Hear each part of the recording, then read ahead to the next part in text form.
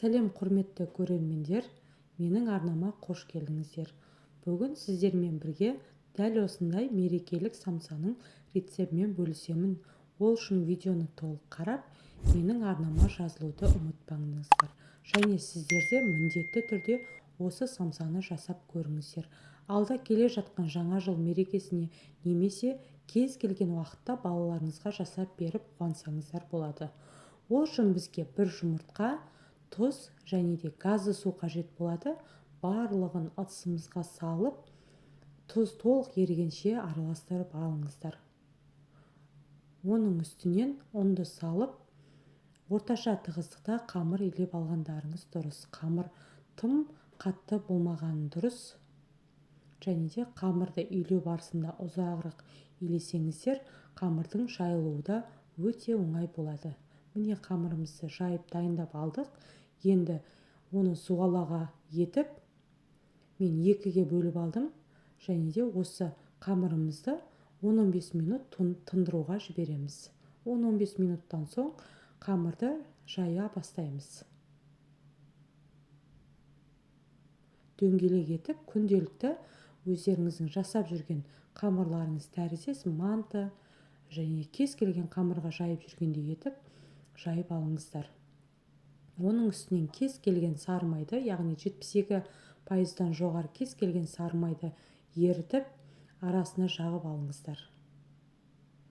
Және де жағылған қамырды тарта отырып, яғни қатпары көбірек болу үшін дәл осындай дөңгелектеп, орап дайындап алыңыздар.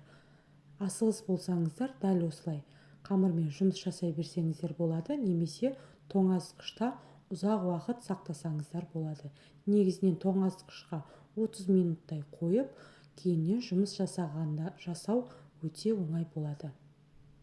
Және де барлығы бірдей теңдей шығу үшін таразының көмегіне жүгінсеңіздер болады.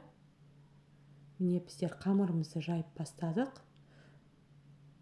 Көріп тұрғандарыңыздай өте жұқа немесе қалың етіп жібермей, орташа өздеріңіздің қалауларыңыз бойынша да жасасаңыздар болады. Міне қамырымызды жайып дайындап алдық.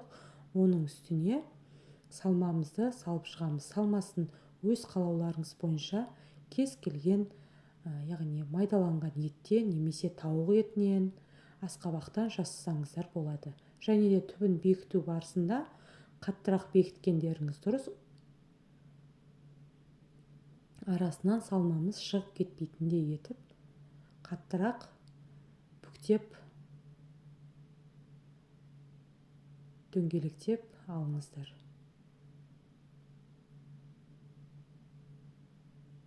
Міне біздің шашлык самсамыздың 3-ші бөлігінде дәл осылай түйіп дайындап алдық. Енді осы дайын болған самсаны шпажкамызға тығып дайындап аламыз.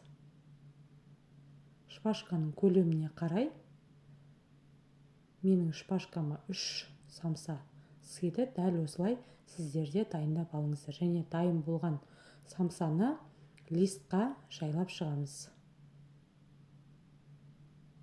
Және де өз қалауларыңыз бойынша бетіне жұмыртқаны жағып, күнжіт немесе мак сепсеңіздер болады.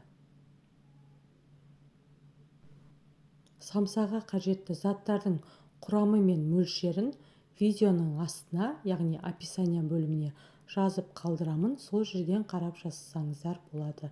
Дайын болған самсаны қызып тұрған пеште 180 градуста 45-50 минут шамасында толықтай пісіріп алыңыздар. Міне біздің шашлык самсамыз дайын. Сіздерде міндетті түрде жасап отбасыларыңызды қуантыңыздар. Немесе алда келе жатқан жаңа жыл мерекесінде дәл осы самсаны жасап көрсеңіздер болады. Сіздермен болған Бинура, барлықтарыңызға ас болсын.